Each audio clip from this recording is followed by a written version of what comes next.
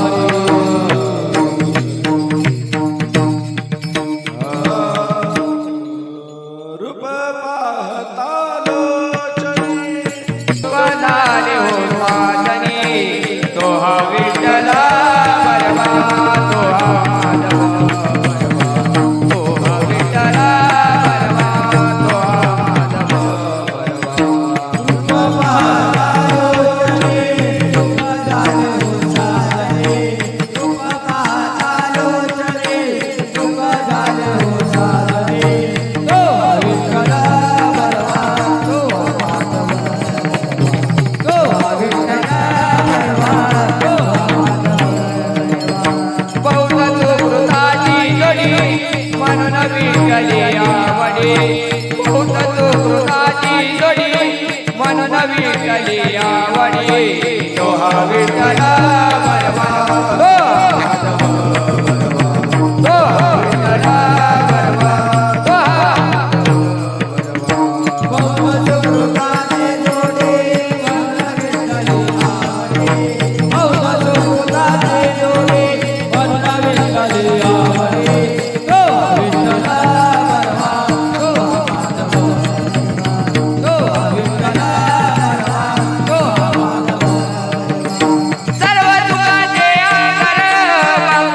माधव बरवा तो हा विठ्ठला बरवा तो हा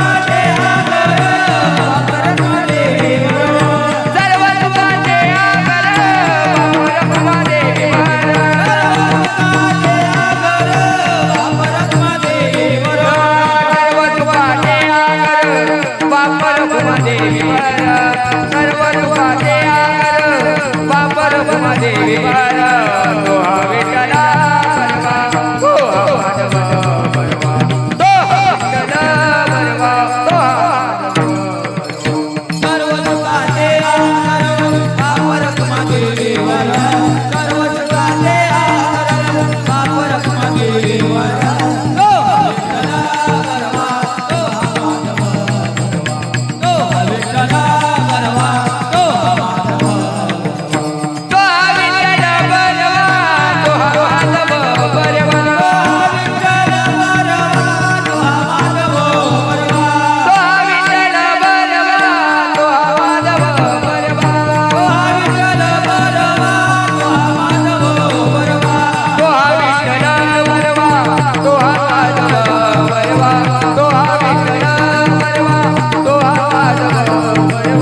तो हा विठ्ठला बरवा तो हा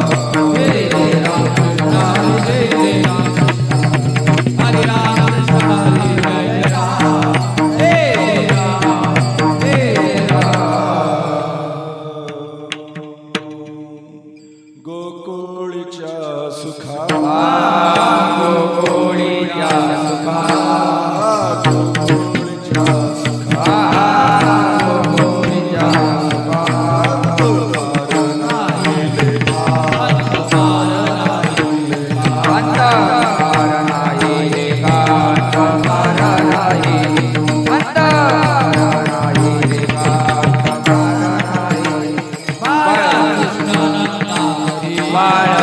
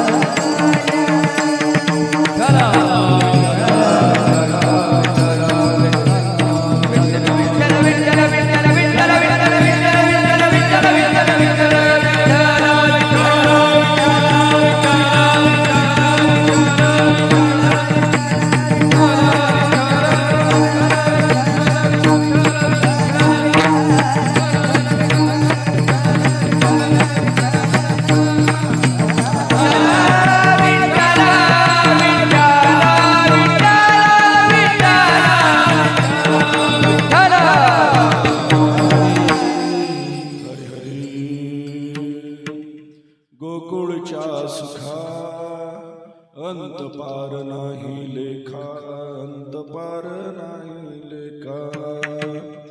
बाळकृष्ण नंदा घरी आनंदल्या नर नारी, आनंदल्या नर नारी. गुढी आतोरणे, गुढी आतोरणे कर करती कथा गाती गाणी करती कथा गाती गाणी बाळकृष्णानंदा घरी आनंदल्या नर नारी आनंदल्या नर नारी तुका म्हणे छंदे तुका म्हणे छंदे येणे विधिले गोविंदे इले गोविंदे बाळकृष्णानंदा घरी आनंदल्या नर नारी आनंदल्या नर नारी विठ्ठला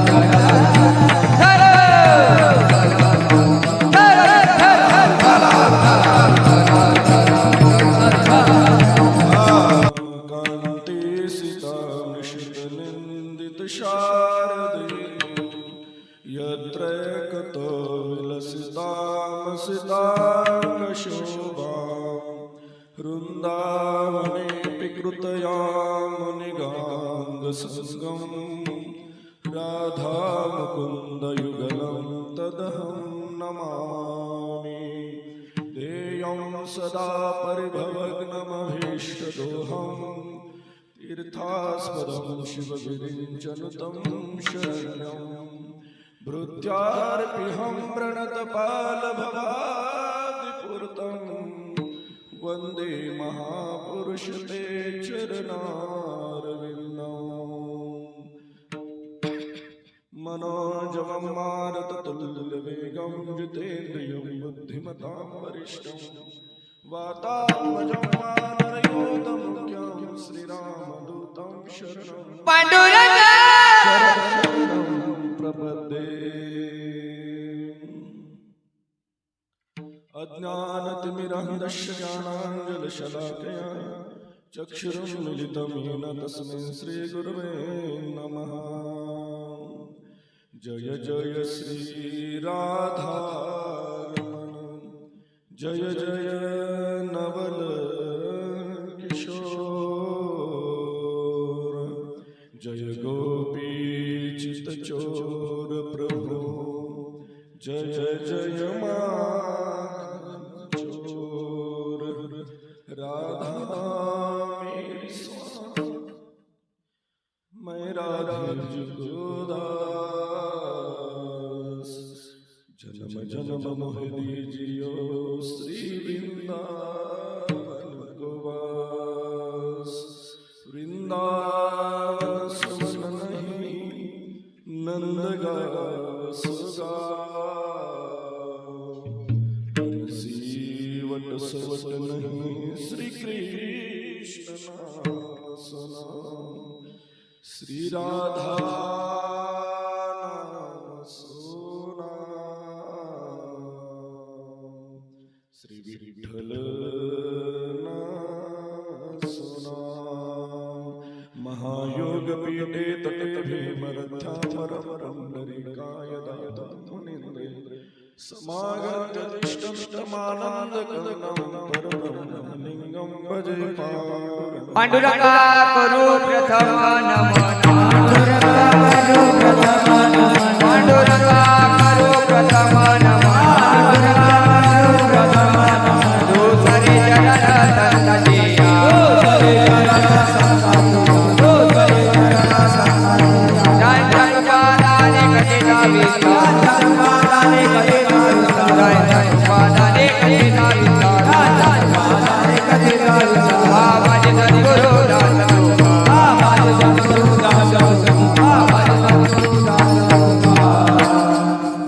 पांडुरंगा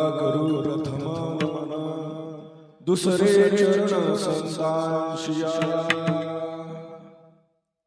परम कृपालु परम दयालु दीनानाथ दीनबंधू भक्तवांच्या कल्पतरू पीतांबरधारी भजनिवासी नंद नंदन यशोदानंदन देविक नंदन ठाकूर श्री गिरिधर प्रभूंच्या चरणी कोटी कोटी दंडवत प्रणिपात करून रासरासेश्वरी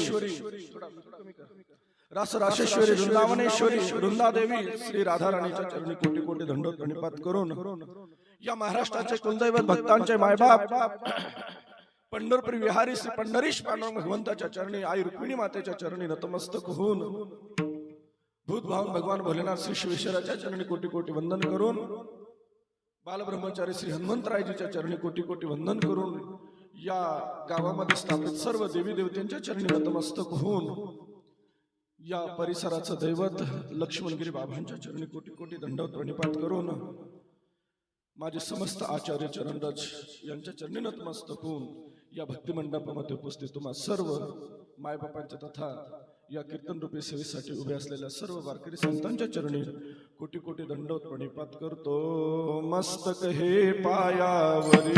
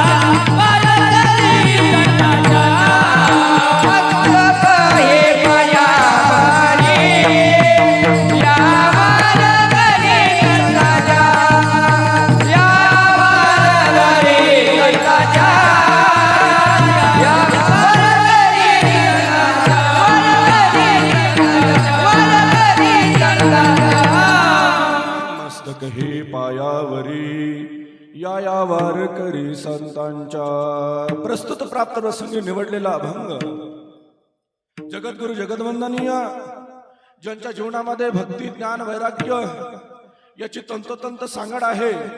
कारण आध्यात्मिक जीवन म्हटलं तर या तीन गोष्टीला अनन्यसाधारण महत्व आहे.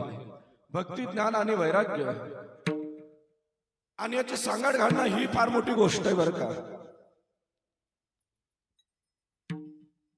प्रपंचामध्ये राहून आध्यात्मिक साधना कशी करायची हे ज्यांच्याकडून आपण शिकलो.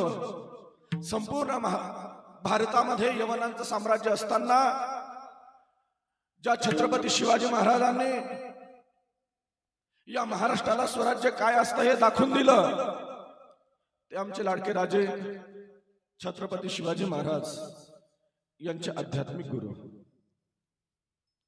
ज्यांनी भंडाऱ्यासारख्या डोंगरावरती देऊसारख्या गावामध्ये राहून मा इंद्रायणीच्या जलाने तृप्त होऊन ज्यांनी ज्ञानाची भक्तीची आणि वैराग्याची साधना केली असे वैराग्याचे महामेरू संत सम्राट, सर्व संत मान्य, सर्व संप्रदाय मान्य, सर्व धर्म मान्य जगद्गुरु जगदवंदनीय श्री संत तुकाराम महाराज यांचा गवळणी प्रकरणातील हा आजच्या काल्याच्या कीर्तनाच्या सेवेसाठी निवडलेला हा अभंग विठ्ठल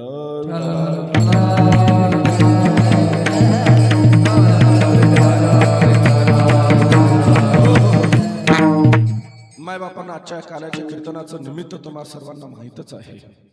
सालाबादाप्रमाणे याही वर्षी चालत आलेला हा अखंड हरिनाम सप्ताह, या सप्ताहाचं 21वे वर्ष असं माहीत पडलं. अतिशय सुंदर वाटचाल 21व्या वर्षापर्यंत आपण केली. म्हणजे आता हा सप्ताह प्रौढ अवस्थेकडे चाललेला आहे. किशोर अवस्थेमधून निघून प्रौढ अवस्थेमध्ये चाललेला हा आपला सप्ताह अतिशय गोड, म्हणजे याला अजून सौंदर्य प्राप्त होतं. बघा, किशोर अवस्थेतून निघाल्यानंतर वयाच्या 25-30व्या वर्षापर्यंत तरी मनुष्य हा जीव हा यौवनामध्ये प्राप्त करतो आणि त्याला तर यौवन सौंदर्य एक अलौकिक प्राप्त असतं. त्यावेळेस तो कुणाला मोहित करतो, कुणाला त्या ठिकाणी आकर्षित करत असतो. त्याचप्रमाणे हा आपला सप्ताह सुद्धा आता यौवनाकडे वाटचाल याची सुरुवात झाली. म्हणून या सप्त्यामध्ये तेवढं परिवर्तन, तेवढं यांना आकर्षित केल्या गेलं पाहिजे हीच भगवंताच्या चरणी अपेक्षा करतो त्या ठिकाणी. आणि या काल्याच्या सेवेसाठी जो अभंग निवडला त्या अभंगामध्ये महाराज भगवान परमात्म्याचं ज्या वेळेस त्या वृंदावनामध्ये प्राकट्य झालं, गोकुळामध्ये ज्यावेळेस प्रागट्य झालं, भगवंत तसा प्रगट कुठं झाला? कंसाच्या कारागृहामध्ये तो प्रगट झाला.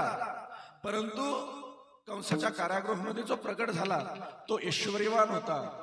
त्याचं वर्णन या अभंगामध्ये जगद्गुरु तुकाराम महाराजांनी केलं नाही. कारण या अभंगामध्ये आनंदाचं आणि सुखाचं वर्णन आहे. म्हणून जो ऐश्वर्यमही जो प्रगट झालेला आहे त्यानं तेवढं सुख दिलं नाही, तेवढा आनंद दिला नाही. त्यानं फक्त धर्माची स्थापना केली. परंतु सुख आणि आनंद देणारा जो भगवंत आहे तो फक्त गोकुळामध्ये प्रकट झाला. म्हणून गोकुळामध्ये प्रकट झाल्यानंतर जे काही सुख आहे, जो काही आनंद आहे, त्या सुखाचा आणि आनंदाचं प्रतिपाद्य विषय महाराजांनी या अभंगामध्ये मांडला. विठ्ठल विठ्ठल.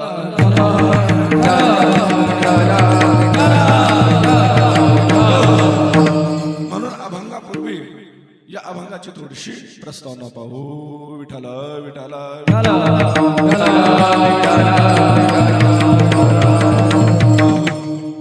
मनुष्य जन्माला आता कसं प्रस्तावना अभंगाचा भावार्थ पुन्हा काल्याचं कीर्तन. महाराज शुभम महाराज तुम्हाला सांगू, काल्याचं कीर्तन म्हणलं तर पूर्वीच्या काळामध्ये कमीत कमी 3 घंटे व्हायचं आणि जास्तीत जास्त 4 ते 5 घंटे व्हायचं.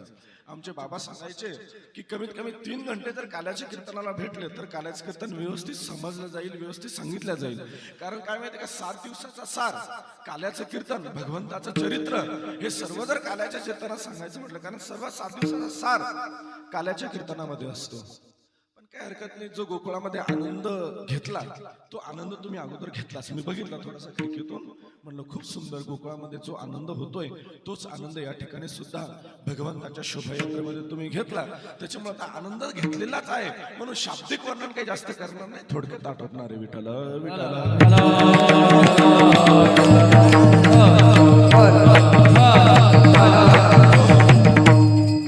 परमार्थाचा एकच सिद्धांत आहे, परमार्थाचं एकच सिद्धी आहे, फक्त आनंदाची उत्पत्ती है की नाही.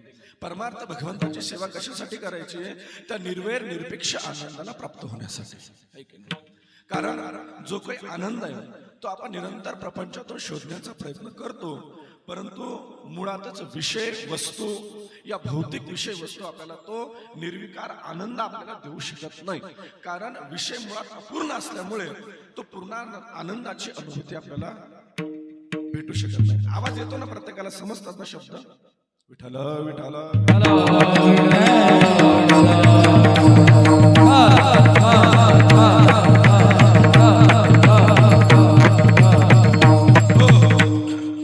म्हणून विषय वस्तू पूर्ण अपुरे असल्यामुळे त्या पूर्ण आनंदाची प्राप्ती होणे शक्य नाहीये. आणि जीवाचं होतं काय? जीव हा भगवंतामध्ये आनंद न शोधता विषय वस्तूमध्ये आनंद शोधतो, म्हणून तो फसतो. कथा आणि कीर्तन चालू असताना सुद्धा, सत्संग चालू असताना सुद्धा लोकांची आवड याच्यामध्ये होत नाही. हे मोठं कौतुक वाटतं मला. जो रस्ता आपल्याला दाखवणार आहे की तुम्ही जे करत आहात, काबाड कष्ट करत असतात, काम धंदा करत आहात आणि ज्याच्यामधून तुम्ही आनंदाची अपेक्षा करत आहात, मुळात त्याच्यामध्ये आनंद तेव्हाच प्राप्त होईल जेव्हा तुमचं जीवन अध्यात्माशी संघटित राहील किंवा अध्यात्माला धरून तुम्ही जगाल. कारण अध्यात्माला ज्यावेळेस तुम्ही धरून जगाल त्यावेळेसच तुम्हाला भौतिक विषय वस्तूपासून सुद्धा आनंद मिळतो. मिळत नाही असा विषय नाहीये. आनंद ज्याही ठिकाणी उत्पन्न होतो ते भगवंताचं स्वरूपच आहे. विठ्ठल विठ्ठल.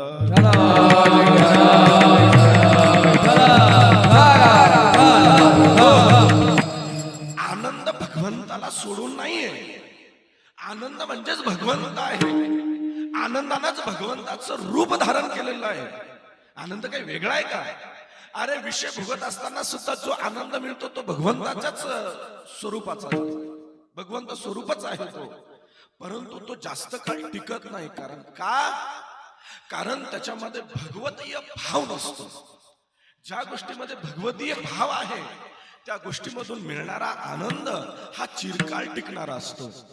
मग परिस्थिती कशी येवो, अनुकूल येवो अथवा त्या ठिकाणी प्रतिकूल येवो, जीवनामध्ये परिस्थिती येतच असते, अनुकूलही येतच असते आणि प्रतिकूल सुद्धा येतच असते. बरं मला सांगा, विचारून येते का हो? परिस्थिती विचारून येते का? अनुकूल प्रतिकूल परिस्थिती जी आपल्यावरती येते ती विचारून येत नाही हो. अहो येत असताना धडकन ऍक्शन झाला, पाय मोडला, प्रतिकूल परिस्थिती आली, विचारून आली का? अहो त्या ठिकाणी आपण धान्य घेऊन गेलो, सोयाबीन 5,000 होती, आपण नेली 8,000 गेली, अनुकूल आनंद मिळाला, विचारून आला का? म्हणून परिस्थिती ही विचारून येत नसते आणि निरंतर परिस्थितीमध्ये अनुकूलता आणि प्रतिकूलता येतच असते. म्हणून जीवन जगत असताना मनुष्य फक्त अनुकूलतेमध्ये सुख शोधतो. अनुकूलता आली तरच तो सुखी होतो, आनंदित होतो, त्या ठिकाणी गदगद होतो. पण प्रतिकूलता आल्यानंतर कोणी एखाद्याचा पाय मोडला हसल का तो?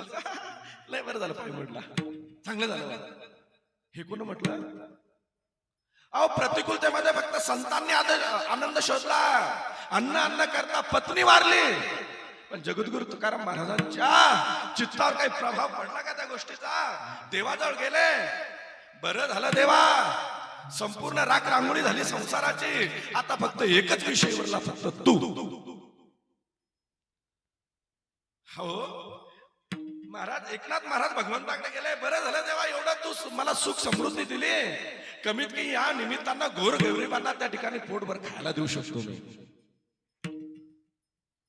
पोटभर कमीत कमी खायला देऊ शकतो मी. संतांचं चरित्र बघा तुम्ही, प्रतिकूल परिस्थिती आल्यानंतर सुद्धा बघा आणि अनुकूल परिस्थिती आल्यानंतर सुद्धा बघा, त्यांच्या जीवनातला आनंद तसूवर सुद्धा ढळत नाही. का ढळत नाही? का तो शम्य होत नाही? काय कारण आहे त्याचं कारण फक्त एकच आहे की त्यांनी आपल्या चित्ताच्या वृत्तीचा विषय भगवंत करून ठेवलेला आहे. फक्त चित्ताच्या वृत्तीचा विषय भगवंत व्हायला पाहिजे. महाराज तुम्ही संन्यासी आहात का गृहस्थ आहात, तुम्ही महाराज आहात का तुम्ही साधारण मनुष्य आहात, अध्यात्मामध्ये याला काहीच महत्व नाही, कवडीचं महत्व नाही या गोष्टीला. तुम्ही सुंदर पॅन्ट शर्ट घातलेला आहे, सुंदर धोतर घातलेला आहे का तुम्ही जीन्स पॅन्ट घालून टी शर्ट घालून फिरत आहात, याला हे काहीच महत्व नाही. फक्त एवढंच की साधना करत असताना वस्त्राचे सुद्धा संस्कार पडतात. म्हणून साधकांनी जो पेहराव घालायचा आहे साधना करत असताना, तरी कमीत कमी तो आपला आध्यात्मिकच असावा. नाहीतर तुम्ही म्हणसाल मग जीन्स पॅन्ट टी शर्ट घालून मग विना घेतला तर काय होईल, असंही म्हणतील ना कोणी. माझा अंतकरण तर खूप शुद्ध आहे, पण नियम आहे महाराज, विना घेत असताना, चाल म्हणत असताना धोत्रावरच म्हणले पाहिजे. आमचे गुरु असं विना कोणाजवळ देतच नव्हतं. कीर्तनकार उभा राहतो, कीर्तनकार आहे का तो? अहो साक्षात व्यासमुनी आहेत ते. कीर्तनकार आपल्याला जरी दृष्टीने दिसत असेल आणि तो जर दर्शन घेत असेल समोरच्याच, तर मग पॅन्ट शर्टवर बरं वाटतं का ते? पैजाम्यावर बरं वाटतं का महाराज? म्हणून आमचे गुरुजी तर सांगतात बा असं. तसं मी असं काही थोडी मी कंटिन्यू धोतरच घालतो, मी पॅन्ट शर्ट घालतो असं काही नाही. आता व्यवहारामध्ये जगायचं म्हटलं ह्या गोष्टी आपल्याला करावंच लागणार आहे, काल परत ह्या अशा गोष्टी आपल्याला राहावंच लागणार आहे. परंतु कमीत कमी ज्यावेळेस आपण आध्यात्मिक साधनेमध्ये असतो त्यावेळेस थोडासा नियम आपण पाळला पाहिजे. विठ्ठल विठ्ठल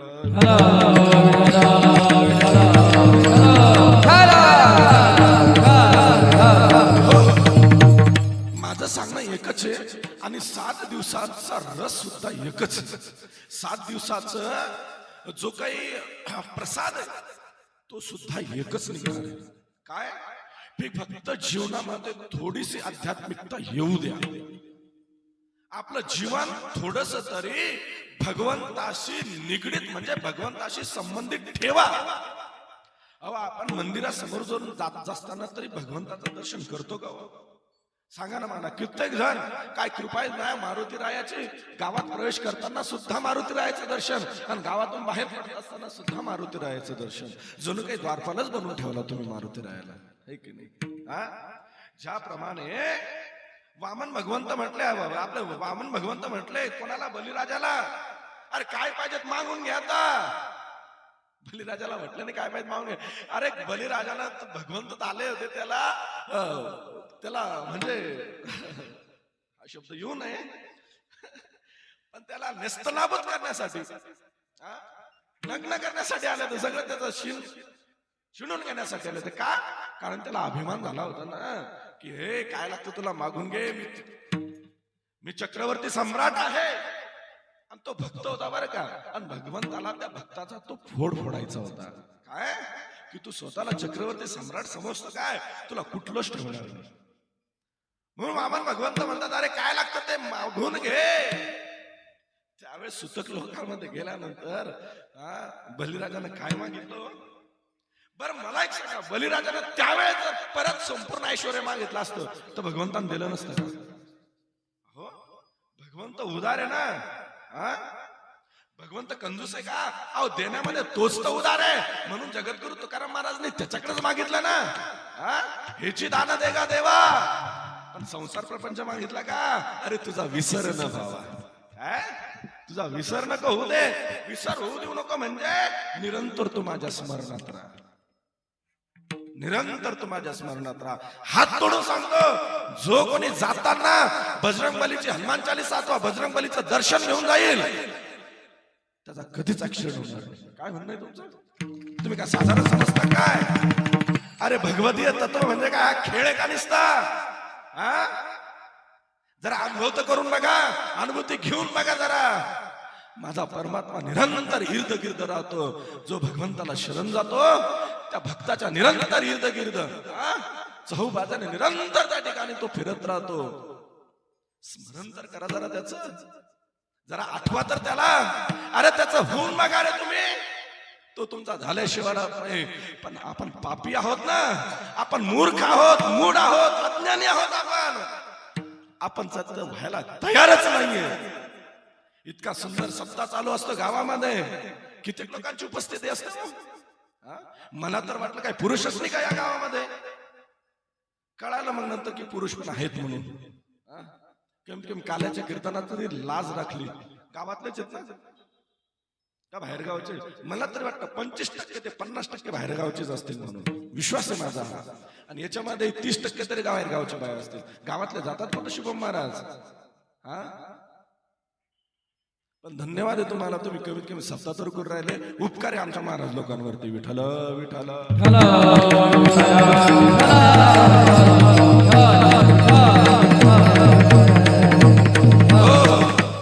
माझं मी काय बोलतो परखड, मला नाही काही गरज पुढच्या वेळी ठेवा का नका ठेवू.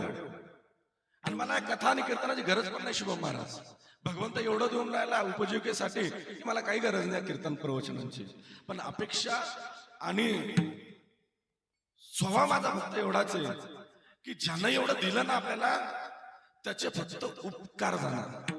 काय जाणार? त्यानं इतका किती सुंदर परिसर आहे हो तुमचा. जिकडं अरे या मार्च महिन्यात सुद्धा संध्याकाळी जर रस्त्याने गेलं तर असं फ्रीजची हवा लागते. का? कारण सगळं इरिगेशन एरिया आहे ना. ही देवाची कृपा नाही तर काय. अरे एखाद्या बंजर भूमीमध्ये जर तुम्हाला जन्म दिला असता, ज्या ठिकाणी भलग पेरल्यानं सुद्धा भलग निघत नाही, अशा भूमीमध्ये जर तुम्हाला जन्म दिला असता तर काय केलं असतं तुम्ही? बाबाच्या कृपेनं, लक्ष्मण बाबाच्या कृपेनं, साधू संतांच्या कृपेनं इतका सुंदर हराभरा हा परिसर आहे. धन दैवत, दूध दुभत, गावामध्ये सगळीकडे म्हशी वगैरे गायी वगैरे सगळं आहे. हे सर्व एवढं धन दौलत देऊन सुद्धा जर तुम्ही त्याच्या उत्साहामध्ये जर तुम्हाला उत्साह नसल, त्याच्या उत्साहामध्ये जर तुम्हाला त्याच्या उत्साहामध्ये जर तुम्हाला उत्साह नसल तर काय म्हणत असेल तो परमात्मा? काय म्हणत असेल तो देव? काय म्हणत असतील ते नाथ महाराज? नाथ षष्टीच्या निमित्तानं चालू असलेला तुमचा हा अखंड हरिनाम सप्ताह काय म्हणत असतील होते नाथ महाराज? काय विचार करत असतील? हात जोडून विनंती, प्रत्येकानं वर्षभर काम करा, वर्षभर काम करा, पण 7 दिवस तरी देवासाठी द्या. ते 7 दिवस तुम्हाला तारून नेतील. विठ्ठल विठ्ठल.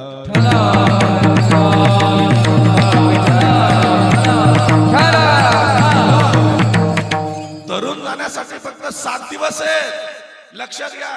आणि या 7 दिवसामध्ये जर तुम्ही पाठ फिरवसाल तर भगवंतावरती काय अधिकार राहणार आहे तुमचा? अरे त्याच्यावरती काय अधिकार पाहिजेत आपला, लक्षात घ्या. नुसतं मागून चालत नाही देवाला. लोक फक्त मागतात. नुसतं मागून भेटणार आहे का? तुमच्यावर तर काहीतरी लागल ना. अरे सोनाराच्या दुकानात जायचं, 1 तोळा जर तुम्हाला आता सोनं खरेदी करायचं तर खिशात अगोदर 1.5 लाख रुपये लागतील तुमच्या. त्यावेळेस तुम्हाला 1 तोळा सोनं भेटल. आणि भगवंतापासून तुम्ही अपेक्षा करता की देवा माझं पोरीचं लग्न होऊ दे, देवा माझं असं होऊ दे, देवा माझं तसं होऊ दे, आणि नाही झालं तर देवा अरे रानरणकी हो तुझी, काय केलं तो माझं? काय अधिकार आहे हो तुमचा बोलायचा देवाला? सांगा ना मला, देवाला बोलायचा तुमचा अधिकार काय आहे? काय पुंजी आहे तुमच्याजवळ अशी की तुम्ही भगवंताकडे तुमची अधिकारानं मागू शकताल की देवा हे दे म्हणून? लक्ष्मीगिरी महाराजांच्या चरणावरती डोकं जर टेकवत असाल तुम्ही तर काहीतरी पुंजी लागल ना, काहीतरी धन लागल ना. मग ते धन काय आहे? काय आहे ते धन? नाम संकीर्तन, नाम संकीर्तन साधना पैसोटे, संकीर्तन साधना पैसोटे, नाम संकीर्तन साधना पैसोटे, संकीर्तन साधना पैसोटे. जगतेला पापे जन्मांतरीचे, जगतेला पापे जन्मांतरीचे, धनधनीचा सीताया चलावे वनंतरा,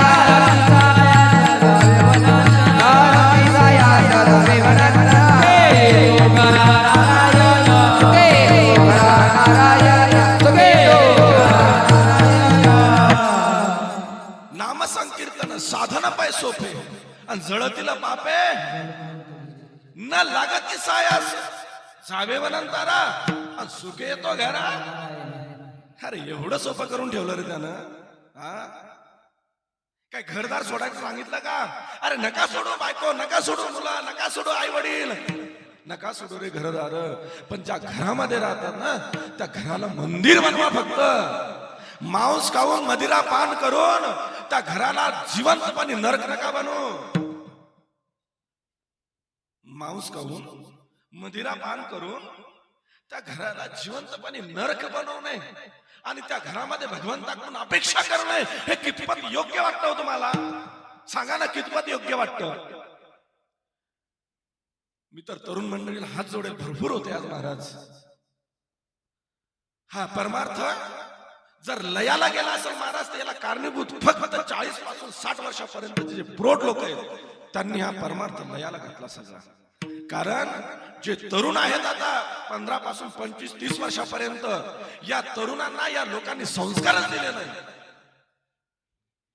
हे तरुण बिघडलेले का दिसतात आपल्याला? का आपल्याला 15-20 वर्षाचे मुलं मदिरा पान दारू पिताना दिसतात, मांस भक्षण करताना दिसतात? काय कारण याचं? यांनी त्यांना संस्कार दिले नाही.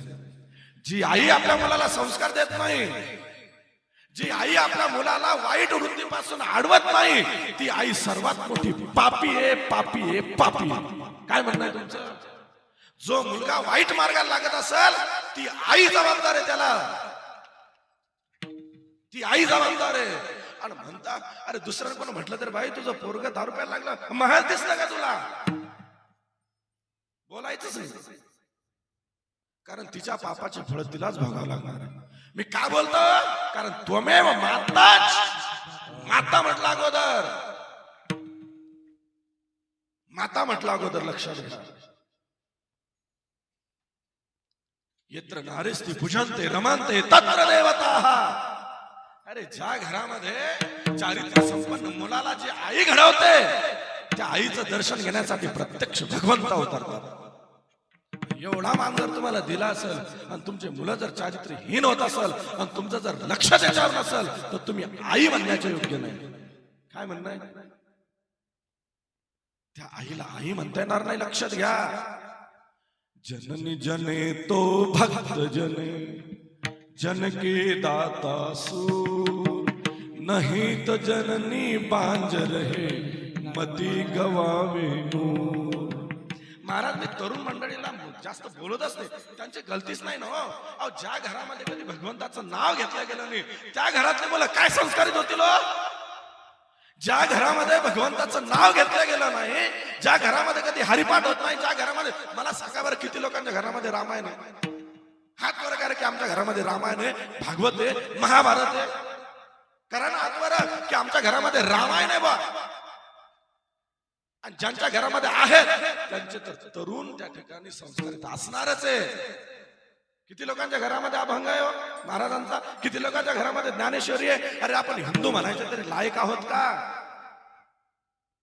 तिकडे वेळ झाल्याबरोबर एवढ्यापासून एवढ्या टोपी घालून निघतं, सांगायचं काम पडत नाही. आणि इथून बोंबला लागला, रे कथा सुरू झाली रे, या रे, अरे कीर्तन सुरू झालं रे, या रे. आम्ही का आमच्या फायद्यासाठी बोलवतो का? बोलवतो कशासाठी? कशासाठी बोलवतो? अभंगाच्या प्रथम चरण. गोकुळीच्या सुखा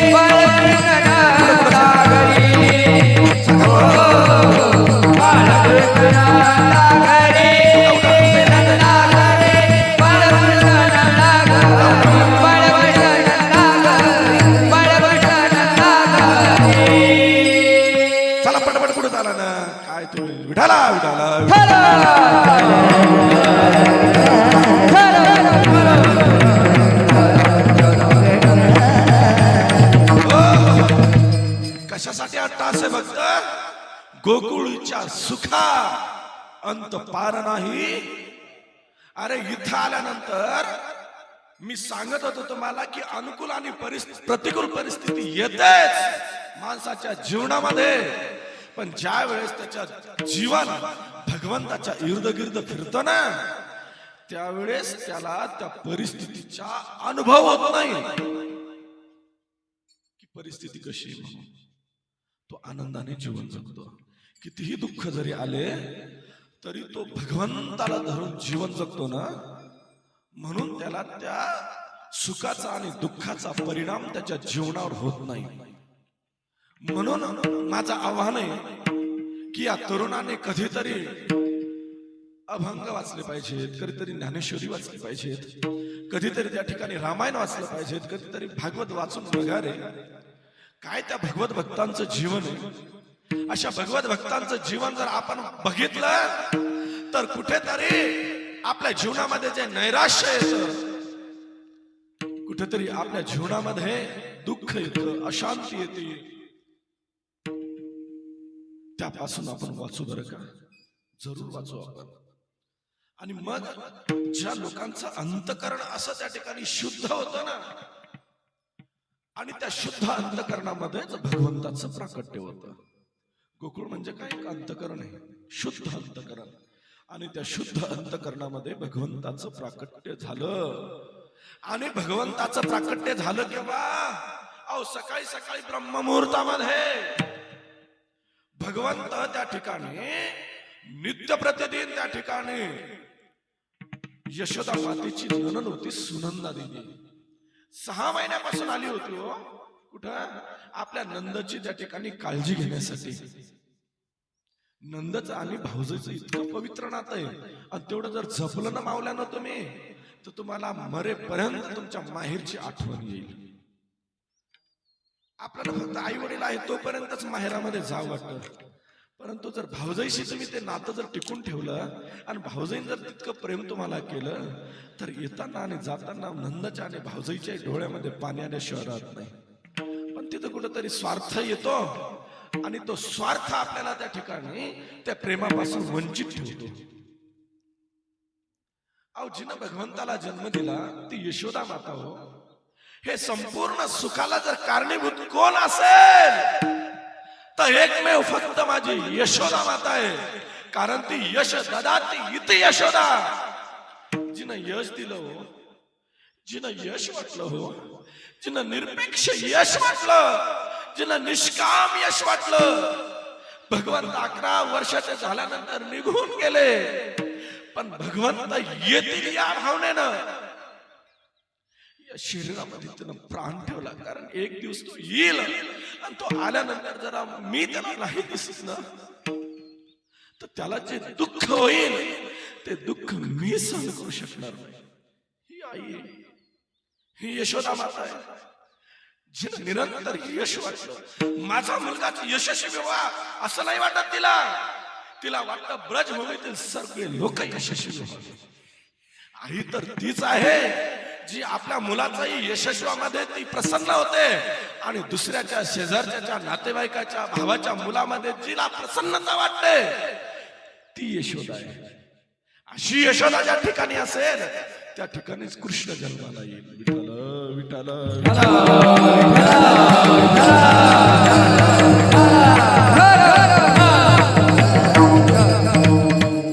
म्हणून या कीर्तनाच्या माध्यमातून आणि 7 दिवसाचा जो सार आहे ना मावल्यांनो, तो एकच आहे, फक्त आपल्याला यशोदा व्हायचंय. आपल्याला फक्त यशोदा व्हायचंय. आणि ज्या घरामध्ये यशोदा होईल ना त्या घरामध्ये कृष्ण नांदल्याशिवाय राहणार नाही. तो का नांदत नाही का? तो का या काळामध्ये येत नाही का? भगवत भक्तांचं जीवन बघा ना तुम्ही. या कलियुगामध्ये सुद्धा कर्मेती बाईनं वात्सल्य भावनेनं भगवंताची साधना केली. भगवंत मुलगा म्हणून आला. आता कित्येक उदाहरण आहे महाराज, काय सांगणार आहे तुम्हाला. तुम्ही जर भक्तमाल ग्रंथ बघितला तर काय काल्याचं कीर्तन सांगणार तुम्हाला. अहो, एका मध्य प्रदेशमध्ये 50-60 वर्षापूर्वीचीच घटना आहे. दाम्पत्य होतं, मुलगा नव्हता. भगवंतालाच मुलगा समजलं, निरंतर भगवंतालाच मुलगा समजलं. अंत्यकाळी वेळ म्हातारे झाले, म्हटले का रे वर्ष आयुष्यभर ज्याला तुम्ही मुलगा समजलं, काय मरणाच्या वेळेस तर तुम्हाला अग्निसंस्कार करायला येणार आहे का? जेव्हा वडील मेले महाराज, अचानक सावला सोलवना एक 15-20 वर्षाचा मुलगा आला. म्हटले हे माझे पिताजी, मला अग्निसंस्कार करू द्या. येत नाही का तो? अरे तो यायला तयार आहे, पण आपण बोलवतो कुठं त्याला? आपण संबंध कुठं प्रस्थापित करतो? त्याच्यासाठी संबंध स्थापन करावं लागणार आहे. आणि एकदा संबंध स्थापन झाला ना की तुमचा पोरगा काय तुम्हाला सुख देणार, एवढं सुख देतो होतो, इतकं सुख देतो तो. फक्त वाहन त्याचे तुम्ही सुरुवात तर करा. आणि मग तो झाला का नाही की मग बघा आनंद कसा होतो. यशोदा माता निरंतर त्या ठिकाणी यश वाटणारी स्त्री म्हणून तिची नणंद सुद्धा 6 महिन्यापासून विषय माझा तो चालू होता. महाराज जास्त वेळ घेणार नाही, 12 वाजेचा साठवतो, कारण तुम्ही मला माहिती खूप थकलेले आहेत म्हणून, आहे की नाही. इतकं उन्हामध्ये. आणि माझी एक इच्छा होती महाराज आदल्या दिवशी काढा तुम्ही शोभायात्रा. सुंदर वातावरण असतं, शिळा नसती, सगळ्यांना आनंद मिळतो, आहे की नाही. कमीत कमी पुढच्या वर्षीपासून तरी सुरुवात करा, खूप आनंद होतो. आणि मावल्यांना, ह्या माऊली मंडळी नाही जायचं असतो, नंतर 8 दिवस तुमच्या गावात राहतात ते सगळे, घरदार पत्नी मुलं सगळं सोडून. त्यांनाही लवकर सोडायचंय आपल्याला. विठाला विठाला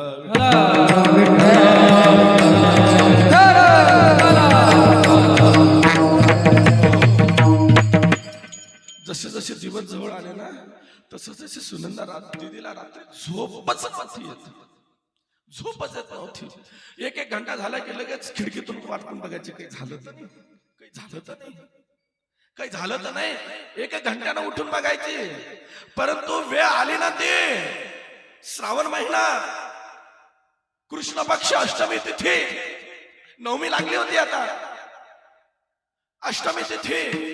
आणि रात्रीचे म्हणजे सकाळी सकाळी भोर मध्ये 4 वाजले आणि सहज डोकून बघितलं सुनंदा दीदीनं तर प्रकाशच प्रकाश, डोळे दीपाव इतका प्रकाश तिच्या डोळ्याला. डोळे चुळत चुळत आत गेली आणि आत बघते तर काय, अरे बाप रे, इतका सुंदर सलोना ज्याच्यामधून अनंत अनंत सूर्य प्रगट व्हावे इतका प्रकाश ज्याच्यामधून निघत आहे, असा सुंदर बालक हातपाय हलवत आहे, अंगुठा तोंडामध्ये घालत आहे. आणि असा सुंदर बालक सुनंदा दीदीनं बघितला आणि यशोदा मैयाला तर झोपच लागलेली हो. सुनंदा दीदीनं उठला, अरे अरे दीदी उठ उठ उठ, अरे उठ ना, कितना सो रहे, देख ना ये क्या भया. ताड़ दिशी उठल्या, बोले अरे ये क्या भया, अरे देख ना कितना सुंदर बालक. सुनंदा दीदी ये मेरा बालक है. अरे हाथ पगले तेरा नहीं तो क्या और किसका है, तेरा ही तो है. बोले दीदी मैंने तो सुना था कि प्रसव में बहुत भारी पीड़ा होती है, मुझे तो पता ही नहीं चला ये कब भय होता है. अरे बावरे, याचा सिद्धांत असा आहे, ज्यावेळेस साधारण मूल जन्माला येतं ना त्यावेळेस आईच्या पोटात दुखतं, परंतु ज्यावेळेस भगवंत जन्माला येणार आहे ना त्यावेळेस भगवंताच्या पोटात दुखत असतं. विठ्ठला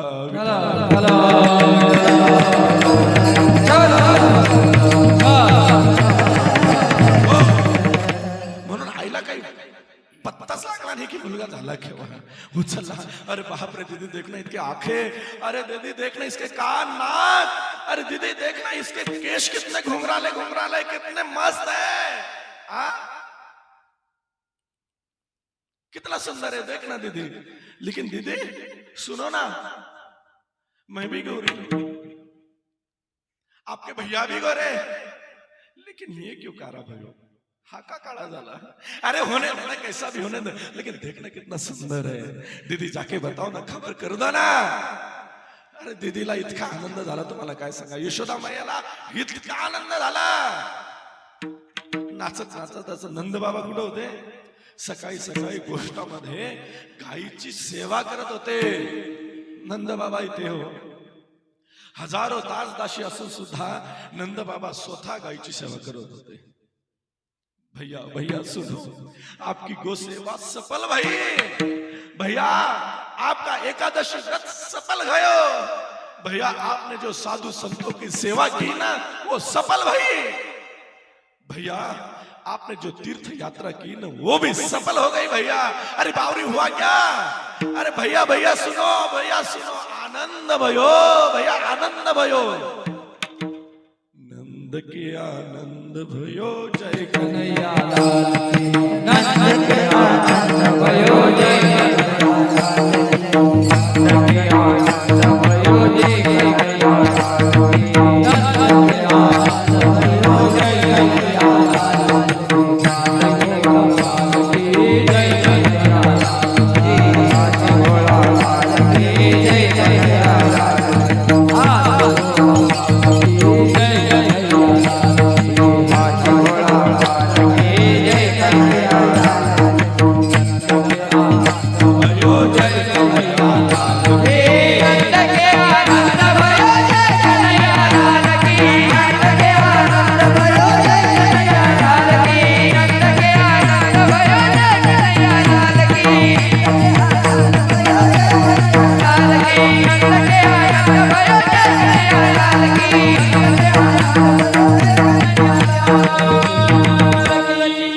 नंद के आनंद भयो, जय कन्हैया लाल की.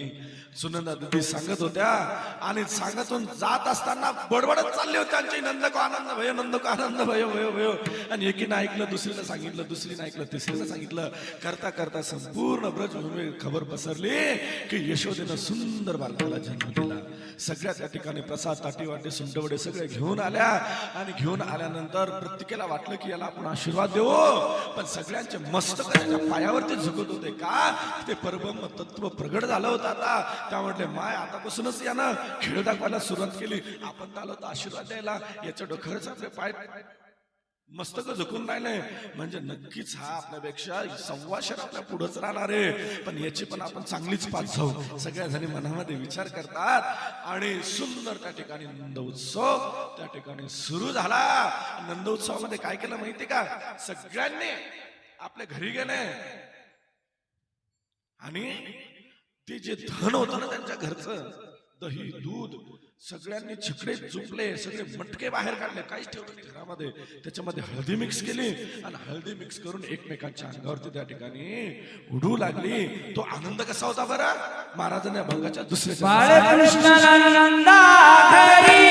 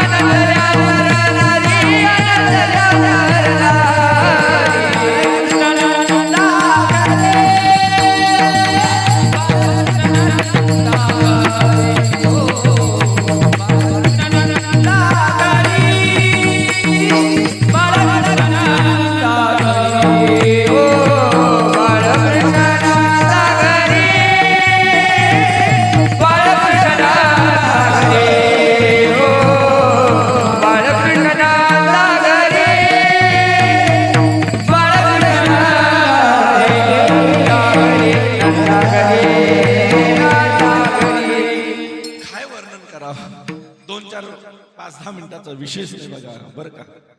डोक्यामध्ये असं कालवण झालं की काय कोणता प्रसंग सांगून आठपाव. कारण एवढं मोठं भंडार आहे. मग आता ते भंडारामधून काय कोणती बाटली काढून काय सांगावं असं झालं हे. परंतु सारूपानं सांगेल या ठिकाणी की सर्वांनी आपलं जे धन होतं ना ते काढलं बाहेर आणि सगळे बाळकृष्ण नंदा घरी आले. आणि आल्यानंतर कोणी झांज वाजवतय, कोणी मंजिरा वाजवत आणि असे नाही आले कसे बिन आळे गाबाळे येळे गाबाळे नाही आले. सगळ्या गवळणी सुंदर शृंगार करून आल्या, सगळ्या गोपाळांनी सुंदर वस्त्र परिधान करून आले. कारण भगवंताच्या समीप जायचंय ना आपल्याला तर सुचिरभूततेने जायचंय. सुंदर कोणत्याही मंदिरात जायचं असेल ना तर तुम्ही त्यावेळेस मेकअप करू शकता बरं का. ब्युटी पार्लर वाढली लावली तरी चालते. परंतु एखाद्या परपुरुषानं आपल्याकडे बघावं, आपल्याला पाहून कोणी मोहित व्हावं या उद्देशाने जर स्त्री शृंगार करत असेल तर ती महापापाला कारणीभूत ठरते. म्हणून स्त्रीला 2 वेळेस शृंगार करायचा अधिकार आहे. कथेतही सांगितलं, एक वेळेस फक्त पतीला प्रसन्न आणि एक वेळेस फक्त भगवंताचा समीप जाण्यासाठी. म्हणून तुम्ही आजही वृंदावनामध्ये जर गेल्या ना, महाराज आमच्यासोबत एक महाराज आले, ते पहिल्यांदाच वृंदावनला आले, माझ्यासोबत नेहमी चालतात, ते सिंथेसायझर वाजवतात. तर वृंदावनमध्ये कथा ठेवली ते आले. मग हे आपल्या कोरोनाच्या अगोदरचा काळ बरं का. त्या काळामध्ये कोणत्याच देवस्थानांवर एवढी गर्दी नव्हती होत महाराज. कोरोना पासून काय कोरोनानं शिकवलं माणसांना काही माहित नाही. मंदिरात जातच नाहीत कोणत्या. आता आम्ही तर मंदिरातच जाणं सोडून दिलं बाबा. बिहारीच्याही मंदिरात जात नाही, कुठे नाही. कळसाचं दर्शन घ्यायचं दुरून एवढी गर्दी महाराज मरणाची काय सांगावं तुम्हाला. कधी दा गर्दीच. त्या काळामध्ये काही गर्दी नसायची. मी 2012 पासून तर 2000 जवळपास 17-18 पर्यंत वृंदावनमध्ये राहिलो. तर नित्यपती बिहारीच्या शयन आरतीला जायचो आम्ही 9 वाजता. मग त्या काळामध्ये 10-15-20 लोक असायचे मंदिरामध्ये. मग त्यांना घेऊन जायचो. मग एक दिवस न राहून त्यांनी मला विचारलं की म्हटले महाराज माफ करा, ह्या सगळ्या ब्रजवासी स्त्रिया आहेत पण यांच्या सगळ्यांच्या चोचा का लागला असतात. समजलं नाही महाराज तुम्हाला. यांच्या सगळ्यांच्या चोचा का लागला असतात. और हे म्हटलं हे इथली परंपरा आहे. पोटपाली सगळ्यांना असते, रोज असते महाराज. आणि सगळ्यांच्या हातात रोज मेहंदी, सगळ्यांच्या हाताना रोज नेल पॉलिश. म्हणजे हे काय दुसऱ्याला कोणाला ना इथपर्यंत घुंगट असतं आजही मंदिरात गेल्यानंतर. म्हटलं महाराज ह्या भगवंताच्या गवळणी आहेत, ह्या ब्रज स्त्रिया आहेत, ह्या ब्रज देवी आहेत, ह्या प्रत्यक्ष भगवंतातलं यांना सानिध्य प्राप्त झालेलं आहे ना देवाचं. विग्रह म्हणून काय ते प्रत्यक्ष आहे त्या ठिकाणी. म्हणून या नित्य प्रतिष्ठा भगवंतासाठी करतात. विठ्ठल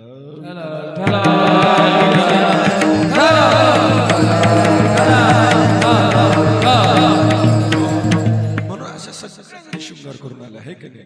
काय सुंदर वातावरण आहे तुमच्या यादीतलं. सगळ्यांनी एक कलरची साडी घातलेली, बऱ्याच जणांनी आहे की नाही. असं भगवंतासाठी काहीतरी आनंद आहे ना. हा आनंद काय फक्त भगवंतासाठी. लक्षात घ्या, फक्त भगवंतासाठी. आणि याच जे काही शुभ कर्म घडणार आहे तेच आपल्याला कुठेतरी कारणीत पडणार आहे. ही गोष्ट लक्षात घ्या सगळ्यांनी. माझ्या तरुण मित्रांनी सुद्धा लक्षात घ्या. जेवढं काही आपण भगवंताच्या बाबतीत कर्म करतो ते शुभ कर्मच आपल्याला दुःखामध्ये 30 पुढे आपल्याला कामी येतील. समजलं का माझं बोलणं? समजलं का? जे आपण भगवंतासाठी करतो तेच कर्म आपल्याला वाईट परिस्थितीमध्ये कामाला येतं. अरे एखादा बेडवर पडलेला आहे, भला मोठा रोग झालेला आहे, पैसाही भरपूर आहे, सगळ्या गोष्टी भरपूर आहे, पण पुण्याचा साठाच नाही. लक्षात आली का गोष्ट? तो पैसा कामी पडणार आहे का? ती परिस्थिती कामी पडणार आहे का? पण तो पुण्याचा साठा जर असेल तर भगवंत त्या गंडांतरापासून वाचवल. भगवंत त्या गंडांतरापासून वाचवल. म्हणून मला या काल्याच्या कीर्तनाचा एकच सारखा आज की फक्त शुभ कर्माचा संचय करा. काय करा? शुभ कर्माचा संचय करा. आणि तो होईल कुठं? तर या सप्त्यामध्येच होईल. मग पुढच्या वर्षी असं करू नका रे बाबांनो, खुटपरीवासियांनो. पहिल्या दिवशी आलो तर प्रत्यक्ष असाच भास झाला की ही खुटपुरी नाही, हे प्रत्यक्ष वृंदावन आहे. प्रत्यक्ष वृंदावन आहे. कारण अशी झाडी हे सर्व झाड, बाजूला सुंदर अशी नदी सारखी एक नदी, भले काय असं मला माहित नाही, पण भावना तर तीच आहे. सुंदर छोटे छोटे मस्त गाव, गावापर्यंत येईपर्यंत गाव दिसत नाही. ब्रजभूमी वृंदावन सुद्धा असंच होतं महाराज त्या काळामध्ये. सुंदर गाई वासरं म्हशी, सर्वीकडे सुकाई सकाळी शेणाचा वास, गोमूत्राचा वास, किती प्रसन्नता आहे. सगळं वातावरण अवेलेबल आहे. फक्त थोडी माणसाची आणि महिलांची कमतरता पडली. आणि माझी विनंती आहे, नका गुंत हो यांना, कुठे कार्यकर्ते मंडळी, खरंच यांना पोळ्या लाटायला गुंतवू नका. 1000 लोक जेव घालायचे तर 200च घाला. अन्नदान करा, जरूर करा, पण सत्संग सोडून नका. फक्त सत्संग सोडून अन्नदान नका करू. अन्नदानासाठी जर तुम्हाला सत्संग सोडावा लागत असेल तर ते अन्नदान काहीच कामाचं नाही. ज्ञानदान महत्वाचं आहे. आजची परिस्थिती भगवंताच्या कृपेनं सगळ्यांना घरी पोटभर खायला मिळतं. अन्नदान तर महत्वाचं आहेच, पण सत्संग सोडून नाही. समोरची लाईन बोलतो आणि थांबणारच आहे मी. आजपर्यंत ज्यांनी भगवंताला प्राप्त केलं ना, त्यांनी फक्त सत्संगाच्या माध्यमातूनच प्राप्त केलं. आणि तुम्ही जर सत्संग सोडून जर बाह्य रंगामध्ये जर फिरत असाल, बाह्य रंगामध्ये जर फिरत असाल, तर या सत्संगाचा मूळ जो सार आहे, जे परमतत्व ज्ञान आहे, जी भक्ती आहे, जे वैराग्य आहे, ते कुठून प्राप्त होणार आहे आपल्याला? ते इथूनच प्राप्त होणार आहे. म्हणून हे प्राप्त करायचं ना आपल्याला, तर अगोदर आपण प्रसन्न व्हायचं. आपण प्रसन्न झालो पण आपले घरदार सगळे प्रसन्न होतात. अभंगाच्या 3ऱ्या चरणात गुडिया तोरणे, गुडिया तोरणे, गुडिया तोरणे, गुडिया तोरणे,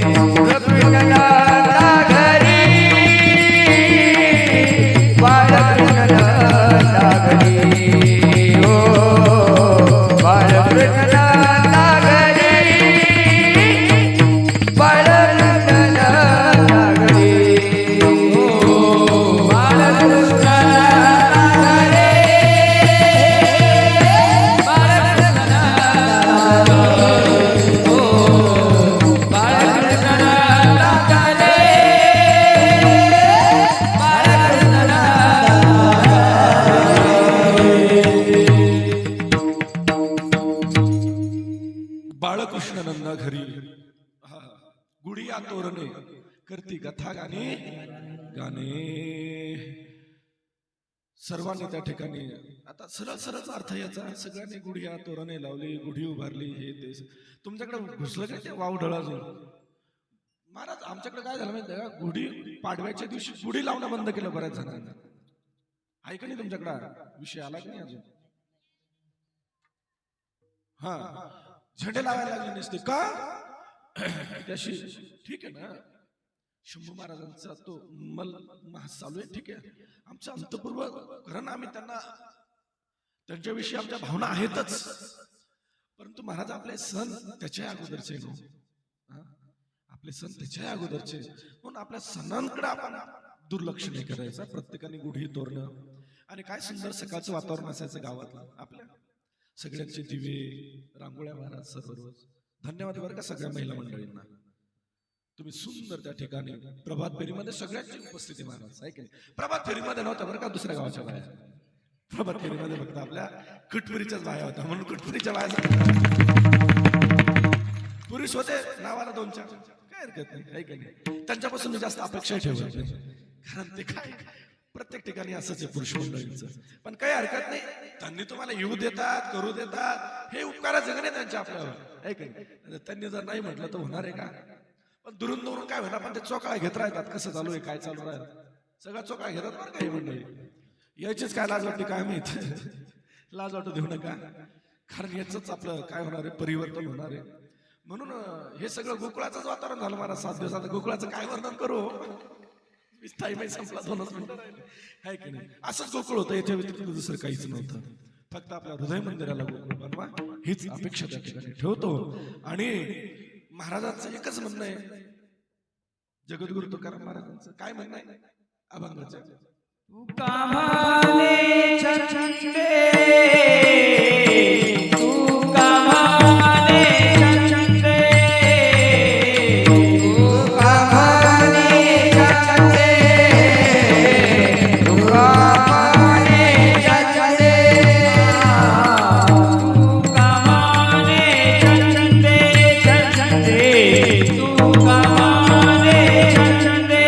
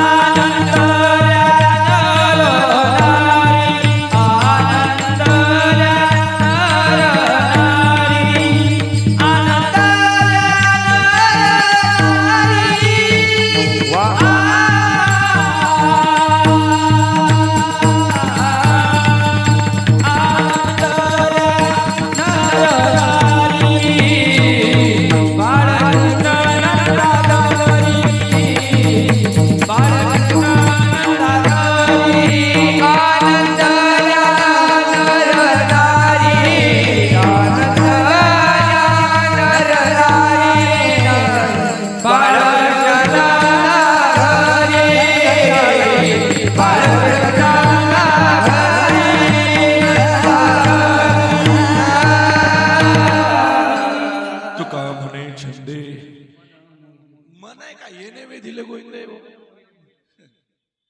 काय मला काय माहित नाही बाबा आता, पण जे मी वाचलं ते येणे वे दिले गोविंदे असं आहे की नाही? ठीक आहे, आता मन वे दिले काय ते सारखंच आहे की नाही? मग सगळ्याच आता मन त्यानं वेधलं पाहिजे, तीच भगवंताच्या चरणी काय प्रार्थना आहे बाबा. हा छंद लागला पाहिजे प्रत्येकाला, आहे की नाही?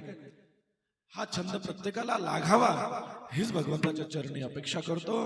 भगवंत आला म्हणजे तो छंद लागलाच पाहिजे. आणि भगवंत आल्यानंतर जर छंद लागला नाही तर मग पुनरपि जननम पुनरपि मरणी पुनरपि जननी जठरे शयन ये संसार रे खरुदस्तारे पायी मुरारे भज गोविंदम भज गोविंदम.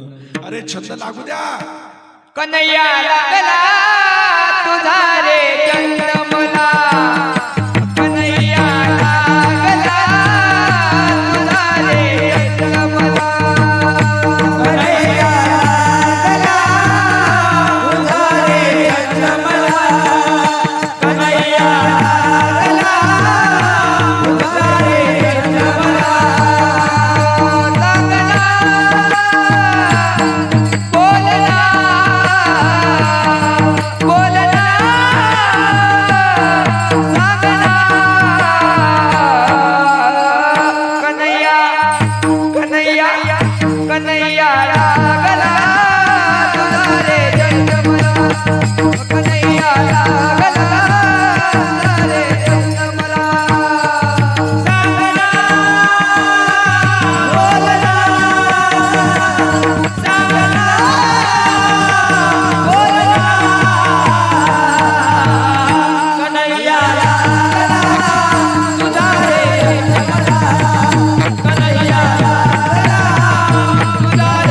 Come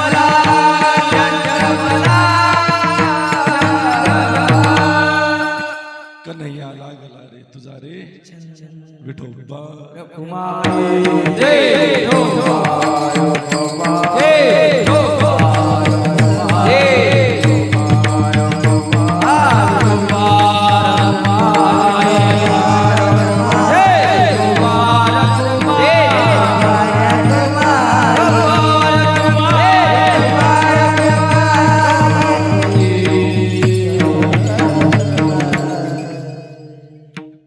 अशा प्रकारे अभंगाचा भावार्थ तुमच्या समोर मांडण्याचा प्रयत्न केलाच, परंतु काल्याचं कीर्तन आहे, काल्याच्या लिलेपर्यंत तरी थोडस कीर्तन करावं लागतं. पण सरते शेवटी एकच सांगून जातो, भगवान श्रीकृष्ण परमात्माने अनंत लीला केल्या गोपाळांसोबत. एक सर्वात श्रेष्ठ लीला जी आहे ती काल्याची लीला आहे. बघा, भगवंत आपल्या गोकुळामधून वृंदावनमध्ये गेले. प्रकट कुठे झाले? गोकुळामध्ये झाले. जास्त उत्पात होऊ लागले म्हणून वयाच्या 3-4 वर्षाचे भगवंत झालेले असताना गोकुळाचा त्याग केला नंदबाबांना आणि वृंदावन संप्रविक्ष सर्व काल सुखावहम, ज्या ठिकाणी यमुना आहे, गोवर्धन आहे, असं ते वृंदावन, त्या वृंदावन क्षेत्रावरती ते राहण्यासाठी गेले. आणि आईने सांगितलं, तू आता गावात राहू नको, तू काय कर, छोटे छोटे बछडे घ्यायचे आणि गोपाष्टमीच्या दिवशी भगवंतानं ते बछडे दाराला सुरुवात केली. तेव्हाही बऱ्याच राक्षसांना मारलं. आणि एक दिवस भगवंत गायी चारत चारत असताना बराच काळ वेळ लोटला. भगवंत चांगले मोठे झाले. नंतर भगवंतांना काय केलं, रोज शिदोऱ्या न्यायचे आपापल्या घरून आणि खायचे. एक दिवस भगवंत म्हटलं, आता असं नका करू, आता काय करा, आजच्या दिवस सगळ्यांच्या शिदोऱ्या एकत्र करा. जसे आपण 56 भोग लावले होते गोवर्धनजीला, सगळ्यांच्या एकत्र करा आणि मिसळून खाऊ, आपण एकत्र करून खाऊ. आपली भारतीय सनातन संस्कृती आपल्याला कापून खायचं नाही सांगत, आपल्याला मिळून खायचं सांगते, है की नाही? म्हणून काला करून खातात ना लोक. जितका काला करून खाण्यामध्ये रस आहे का, काही काही लोकांनी तुकडा बुडवतात आणि खातात, त्याच्यामध्ये रस आहे का तेवढा? काला करून खाण्यामध्ये रस आहे, म्हणजे मिळून खाण्यामध्ये रस आहे. म्हणून सगळ्यांनी एकत्र राहा, गुन्ह्या गोविंदाने नादा. भाऊ भावाशी चांगला राहत नाही, काय फायदा आहे हो? भाऊ भावाशी सुद्धा चांगलं राहत नाही. अरे ते पशु पक्षी प्राणी ते सुद्धा कळपाना राहतात रे. जंगलातले पशु पक्षी प्राणी, हरणी पा, कोणते प्राणी पा, ते कळपाना राहतात. आज भावा भावाशी पटत नाही, जावं जावाशी पटत नाही. एकच सिद्धांत या सर्वांचा, फक्त प्रेमानं राहा. कसं राहा? फक्त प्रेमानं राहा. एकत्र राहून खा, त्याला काला म्हटलेला आहे. एकत्र राहून खा, त्याला काला म्हटलेला आहे. आणि तो काला भगवंताने गोपाळांच्या सोबत केला. त्याच्यानंतर गोपाळांसोबत महाराज कोणतीच लीला केली. याचा अर्थ काय? याचा अर्थ एकच आहे की काल्याची लीला करून भगवंताने गोपाळांना आपल्या स्वरूपाला प्राप्त केलं. काला म्हणजे काय? जीवात्म्याचं परमात्म्याशी मिलन म्हणजे काला आहे. जीवात्मा परमात्म्याशी भेटून जाणं म्हणजे काला आहे. आणि काल्याची लीला करून भगवंताने त्या गोपाळांना आपल्या स्वरूपाला प्राप्त केलं. जे शुभ अशुभ कर्माचा ज्यांनी त्याग केला होता, विशुद्ध उपासनेला जे प्राप्त झाले होते, तेच गोपाळ भगवंताला भेटले, म्हणजे त्यांचाच भगवंतासोबत काला झाला. आणि असाच महाराज रासलेला आहे, पण ते काही सांगत बसत नाही बरं आता, कारण तुम्हाला वेळ नाही कमी दिला हो. एका घंट्यात काय काय सांगू बरं. शक्य होईल तर काल्याचं कीर्तन स्पेशल ठेवायचं. काल्याच्या दिवशी शोभायात्रा आदल्या दिवशी काढा. शिरसगावने तसंच करायला लावलं, त्यांनी असंच केलं. शिरसगावची मंडळी आहेत, आमच्या महिला आहेत, काही पुरुष मंडळी आहे की नाही. यावर्षी चांगला वेळ मिळाला असेल काल्याला. काल्याच्या कीर्तनाला वेळ चांगला भेटला ना यावर्षी. शोभायात्रा आदल्या दिवशी झाली, म्हणून तोही एक आनंद आहे. आणि इतक्या उन्हामध्ये तुम्ही सगळे नाचता गाता, आहे की नाही. तो आनंद संध्याकाळच्या वेळेस असाल तर अलौकिक आहे. म्हणून भगवंताने काल्याची लीला केली. तीच काल्याची लीला आपल्याला इथं करायचंय. काल्याचा अभंग आपण घेणार आहोत. त्याच्या अगोदर जी काही 7 दिवसापर्यंत श्रीमद भागवताची ही कथा झाली, तुम्ही मला या ठिकाणी समस्त गावकरी मंडळीच्या माध्यमातून, आमचे अशोक दादा डवंगे आहेत, त्यांचा आणि माझा परिचय जवळपास 10 वर्षापासून आहे. महाराज परम भक्त आहेत ते, तसं म्हणू नाही, पण भगवंताच्या सानिध्यात आहे त्यांचं जीवन. मी बघतो त्यांना 10 वर्षापासून, म्हणून त्यांची इच्छा बरीच असेल. आणि जोपर्यंत मारुतीराय बोलवणार नाही तोपर्यंत कुठेही सेवा होणे शक्य नाही. कारण ज्या ज्या ठिकाणी सत्संग होतो त्या ठिकाणी मारुतीराय असतात. म्हणून कथा आणि कीर्तन असेच ठेवा महाराज जे भगवंताच्या इर्द गिर्द फिरतील. उगाच काहीतरी त्या ठिकाणी, कारण परिवर्तनाचं माध्यम फक्त कथा आणि कीर्तनच आहे, दुसरं कोणतंच नाही. म्हणून परिवर्तन घडलं पाहिजे. मला खूप आनंद वाटतो. किती झाले दादा माळकरी? 20 माळकरी झाले. खूप धन्यवाद सर, टाळ्या वाजवा. एवढंही परिवर्तन झालं, भरपूर आहे. सगळ्या खुटपुरी वाशांना मी धन्यवाद व्यक्त करतो. आभारी मी तुमचा की तुम्ही 7 दिवस या ठिकाणी कथा श्रवणासाठी बोलवलं. ही काल्याची कीर्तन भगवंताने पार पाडून घेतली, म्हणून सर्वांचे धन्यवाद त्या ठिकाणी व्यक्त करतो. प्रथमतः धन्यवाद. माईक सिस्टीम मला चांगला आहे बरं का. काय नाव मला माहिती आहे त्याचं, जसं सांगितलं तसं त्यांना आवाज दिला. आता हा स्पीकर खराब झाला, त्याला काही विलास नाही बरं का, पण 7 दिवस चांगला आवाज दिला बिचाऱ्यानं. आमचे परमपूजनीय श्री शिरदास महाराजही 7 दिवस 8 दिवस उपस्थित होते, म्हणून बाबाचे धन्यवाद. संतांची भेटी दुर्लभ आहे बरं का, आणि अशा संतांची भेटी दुर्लभ आहे जे निष्काम निर्वैर आहे. तुम्ही काही बोला महाराज, एकनाथ महाराजासारखं जीवन आहे बरं का. काही बोला, काही म्हणा, कुठं बसवा, कुठं उठवा, पण हा ते चालू आहे, हे महत्वाचं, हे चालूच असतं बरं का. म्हणून मी आग्रहापूर्वक त्यांना म्हणतो की मला तुमचं सानिध्य घडू द्या. अशा लोकांच्या सानिध्यात आपण राहिलो की आपले पाप आपोआप धुतल्या जातात महाराज, आहे का नाही. म्हणून अशाच गावामध्ये जा ज्या ठिकाणी भगवंताचं चरित्र आवडतं लोकांना. अशाच गावामध्ये जर गेलो आपण तर आपलं कल्याण व्हायला पाहिजे ना महाराज. नुसतं आपण गायन करायचं, भजन करायचं, कीर्तन करायचं, आपलंही कल्याण झालं पाहिजे. म्हणून ज्या ठिकाणी प्रेमी लोक आहेत त्या ठिकाणीच आपण सुद्धा गेलं पाहिजे, हीच भगवंताच्या चरणी अपेक्षा करतो. सर्वांनी बोलवलं, सर्वांच्या माध्यमातून हे ठेवण्यात आलं. 7 दिवसापर्यंत आम्ही ज्यांच्या घरी राहिलो ते सर्व डवंगे परिवार धन्यवाद व्यक्त करतो. त्यांनी देवाची सेवा केली. कांदा लसण खात नाही म्हणून महाराज पंक्तीत जेवायला जाणं होत नाही बरं का. 7 दिवस दोन्ही टाइम त्यांनी पंक्ती दिल्या. त्या सर्वांसाठी टाळ्या वाजल्या. माझी तर अशी अपेक्षा होती की 14ही पंक्तीदारांचा या ठिकाणी सत्कार झाला पाहिजे. महाराज सोपं नाही अन्नदान करणं, म्हणजे महागाईचा जमाना आहे. 10, 15, 20 वर्ष 15,000 रुपये लागतात कोणती पंगत घालायची म्हटली तरी. परंतु शब्द सुमना निमित्तानं खूप खूप त्या ठिकाणी मी नाही देत बरं का आशीर्वाद. भगवंताकडून त्यांच्या घरामध्ये सुख, समृद्धी, धन, ऐश्वर सगळं नांदो. त्यांच्या हृदयामध्ये ही अन्नदानाची अशीच त्या ठिकाणी प्रवृत्ती त्यांची राहो, आणि त्यांच्या घरामध्ये सदा लक्ष्मीचा वास राहो, हीच अपेक्षा करतो भगवंताच्या चरणी. असंच अन्नदान घडत राहावं, असंच ज्ञानदान घडत राहावं. आणि जे काही धनदाते आहेत त्यांचे सुद्धा मनपूर्वक हार्दिक अभिनंदन. त्यांना सुद्धा मी त्या ठिकाणी भरघोस त्या ठिकाणी भगवंताकडून आशीर्वाद देतो की तुमच्या घरी धन, धान्य, समृद्धी, ऐश्वर सर्व नांदो, परम सुख, शांती लाभो. कारण तुमचं सर्वांचं सहकार्य आहे म्हणून असं एक कार्य होतं. नाहीतर महाराज सप्ताह साधा जरी करायचं म्हटलं तरी महाराज मला तरी वाटतं शुभम महाराज 1,000 लाखापर्यंत जात असेल हाही सप्ताह. हा जातच असेल ना. एवढं शक्य नाही ना, कारण 7 दिवस सर्व वारकरी संतांना बोलवणं, सर्व करणं. म्हणून सर्वांच्या त्या ठिकाणी मी धन्यवाद त्या ठिकाणी व्यक्त करतो. आणि तुमच्या गावामध्ये असं हे रत्न जन्माला आलं है की नाही, जे गावागावामध्ये जाऊन त्या ठिकाणी या भागवत धर्माचा प्रचार प्रसार करतं. म्हणून शुभम महाराजांचे सुद्धा अतिशय त्या ठिकाणी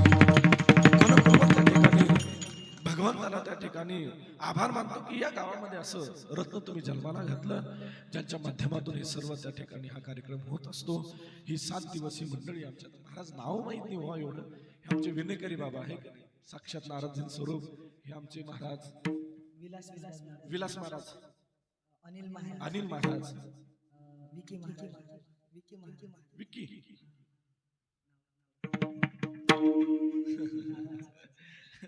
जय विजय पैकी ठेवून नाही एखादा वरून एखादं भगवंताचं नाव आहे की नाही. सुंदर मृदुंग वाजवतात, सुंदर श्रवण करतात, सर्व त्या ठिकाणी गायन सुंदर चांगलं आहे. फक्त हाजोडी विनंती की उपस्थिती थोडी वाढवा, कीर्तनामध्येही वाढवा आणि कथेमध्ये वाढवा. म्हणून सर्वांचे त्या ठिकाणी धन्यवाद त्या ठिकाणी व्यक्त करतो. आणि सर्वात उत्कृष्ट जर गोष्ट कोणती वाटली, सगळे आपल्या गावातले का हे वैभव आपल्या भारताचं, हेच वैभव आपल्या भारताचं, हीच पिढी आपल्याला तारणार आहे. म्हणून असे संस्कारित बालक ज्या गावामध्ये प्रगट होतील ते गावामध्ये कोणत्याच गोष्टीची कमतरता राहणार नाही। याच्यासाठी हा सप्ताह असाच वरती गेला पाहिजे। अगोदर सांगितलं तारुण्य अवस्थेला प्राप्त झाला पाहिजे आणि याचं सौंदर्य गावागावामध्ये त्या ठिकाणी गावागावातल्या लोकांना आकर्षित करावं। समजतं ना माझा बोलण्याचा आशय? त्यांना आकर्षित करून ते आपल्या कार्यक्रमामध्ये आले पाहिजेत, हजर झाले पाहिजेत की खुटपुरीचा स्वतः एक नंबर होतो परिसरामध्ये। हीच अपेक्षा भगवंताच्या चरणी ठेवतो आणि झालेली सेवा भगवंताच्या चरणी समर्पित करतो, सद्गुरुदेवांच्या चरणी समर्पित करतो। ज्ञानेश्वर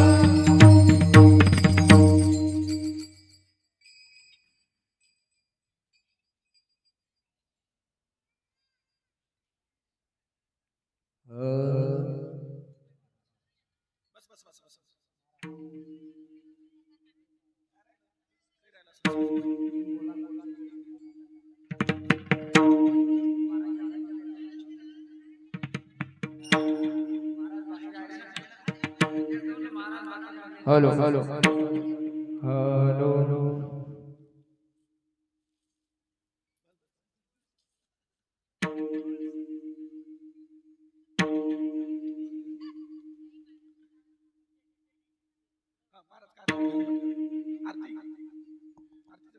चला आरती लावा ना।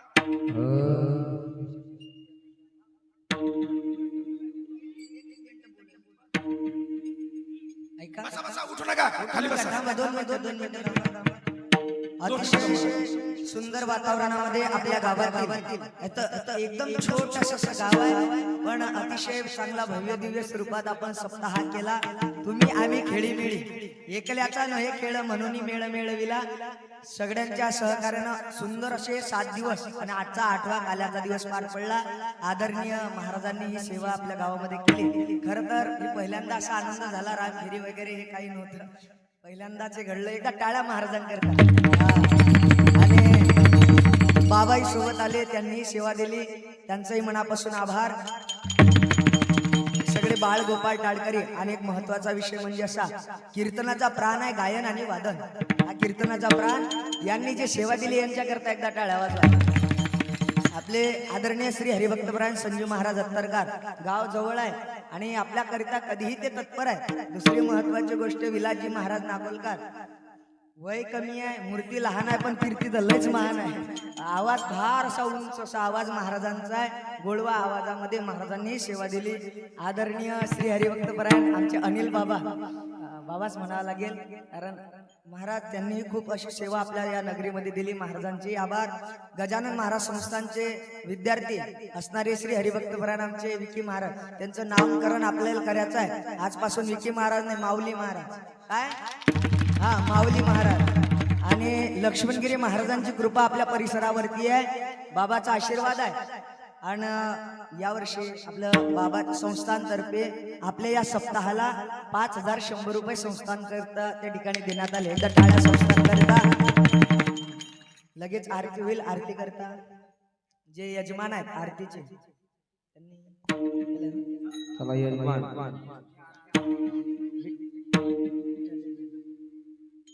चला आरती लावा पटकन. विठ्ठल जय विठ्ठल जय जय जय जय विठ्ठल